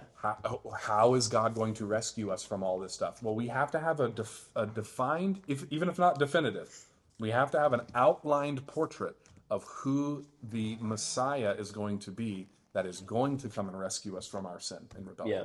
So the Old Testament is begging this question, And if the question is who's going to be the snake crusher, well, give us a human king. Well, is he going to be it? It gets answered pretty quick. Pretty quick. Yeah. Pretty quick we get some answers. Yeah. So for thrilling conversation, thank you guys. Appreciate y'all. And I look forward to next week where we're going to probably talk a little bit more about David. Thanks for joining us for another episode of The Cutting Room Floor. If you have any questions or want to know more about what we discussed, send an email to Church on the Rock. Like and subscribe to receive notifications for any videos we post. May God bless your study of His Word.